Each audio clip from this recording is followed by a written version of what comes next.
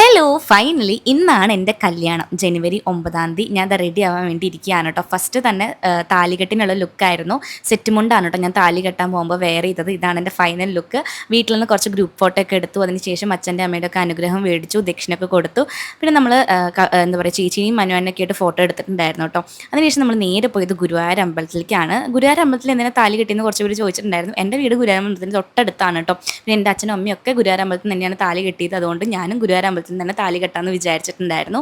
അങ്ങനെ ഫൈനലി എൻ്റെ കല്യാണം കഴിഞ്ഞു. പിന്നെ നമ്മൾ അങ്ങോട്ടും ഇങ്ങോട്ടൊക്കെ പൂമാലയൊക്കെ ചാർത്തി. തുളസിമാലയാണ് ആദ്യം ചാർത്തിയത് കേട്ടോ. പിന്നെ എനിക്ക് അവർ ഫസ്റ്റ് സാരിയും സെക്കൻഡ് സാരി ഒക്കെ തട്ടിൽ എനിക്ക് തന്നിട്ടുണ്ടായിരുന്നു. അപ്പോൾ അതൊക്കെ വാങ്ങി. മുല്ലപ്പൂ ഉണ്ടായിരുന്നു കേട്ടോ, അതൊക്കെ വാങ്ങി. പിന്നെ ഇതാ എൻ്റെ വിച്ചു എനിക്ക് സിന്ദൂരം തൊട്ട് തരികയാണ്. പിന്നെ വിച്ചു എന്താ ചിരിക്കാത്തതെന്ന് നിങ്ങൾക്ക് ഡൗട്ട് ഉണ്ടോ? വിച്ചു ഇങ്ങനെ തന്നെയാണ്. വിച്ചു ചിരിക്കുന്നത് വളരെ കുറവാണ്. നല്ല ടെൻഷനുണ്ട്, എൻ്റെ ഫേസിലും നല്ല ടെൻഷനുണ്ട്, വിച്ചുൻ്റെ ഫേസിലും നല്ല ടെൻഷൻ. വിച്ചു ഫേസിൽ അത് കാണിക്കുന്നുണ്ട് കേട്ടോ, ഞാനത് കാണിക്കുന്നില്ല എന്നേ ഉള്ളൂ. പിന്നെ വിച്ചു കുറച്ച് ഇൻട്രോവേർട്ടാണ്, അതിൻ്റെയാണ് കേട്ടോ. അങ്ങനെ നമ്മുടെ കല്യാണം ഒഫീഷ്യലി അങ്ങോട്ട് കഴിഞ്ഞു. ഗുരുവായൂർ അമ്പലത്തിൽ മണ്ഡപത്തിൽ വെച്ചിട്ട് എല്ലാവരും ഉണ്ടായിരുന്നു. അച്ഛൻ, അമ്മ, വിച്ചുവിൻ്റെ അച്ഛനും അമ്മ, പിന്നെ നമ്മുടെ ക്ലോസ് റിലേറ്റീവ്സ് ഒക്കെ ഉണ്ടായിരുന്നു കേട്ടോ. പിന്നെ ഇതിൻ്റെ ലോങ് വീഡിയോ എൻ്റെ ചാനലിൽ അപ്ലോഡ് ചെയ്തിട്ടുണ്ട്. താഴെ ഞാൻ ടാഗ് ചെയ്ത് കൊടുക്കാം കേട്ടോ, കാണാൻ മറക്കണ്ട. ബൈ.